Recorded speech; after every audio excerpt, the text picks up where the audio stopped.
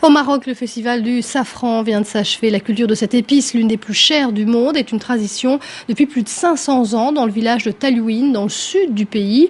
4e producteur mondial, le Maroc a lancé un programme de valorisation de cette filière. Un label d'appellation d'origine protégée a été créé avec l'objectif de booster les ventes, notamment à l'international. Mais l'initiative ne répond pas encore aux attentes des petits producteurs. Reportage de Sarah Doublier et Jean-Marie Lemaire. Petit matin dans les montagnes de l'Atlas. À Talouine, la récolte du safran se fait à l'aube. Une culture ancestrale, pratiquée jusqu'ici de manière traditionnelle. Plante délicate et chère, la cueillette du safran est réalisée à la main. Dans cette zone aride, les efforts pour moderniser la filière se multiplient. Pour améliorer les récoltes, systèmes d'irrigation et apports de techniques sont proposés pour augmenter le rendement.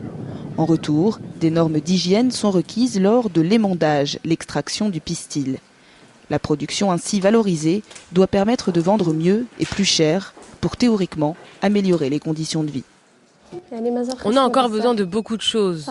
Franchement, c'est vrai que les choses se sont améliorées un peu, mais ce n'est pas toujours à la hauteur des efforts fournis par les gens d'ici. Depuis la culture jusqu'à cette étape-là. Avec un salaire de 9 € par jour, on est loin des profits espérés de la modernisation de la filière safran. En plus des salons et des inaugurations ministérielles, la bourse du safran a été créée en 2011. Ici, on stocke l'or rouge dans des coffres forts avec une ambition, obtenir le monopole du marché. Oui, l'objectif c'est ça.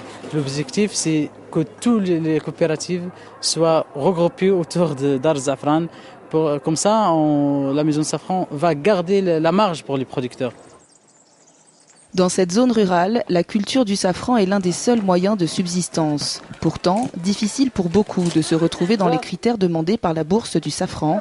Résultat, la marchandise est vendue à prix cassé à des grossistes sur des marchés hebdomadaires, comme nous l'expliquent ces petits producteurs. Il a dit que lui, il n'a pas le pouvoir de commercialiser. Le seul qui lui reste, c'est le souk.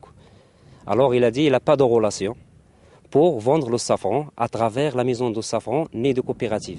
Il n'a qu'un choix, c'est le vendre dans le souk. Malgré la culture ancestrale du safran à Talouine, sur les hauteurs de l'anti-Atlas marocain, les premiers artisans berbères de l'or rouge ne profitent que très peu des gains issus de l'épice la plus chère du monde.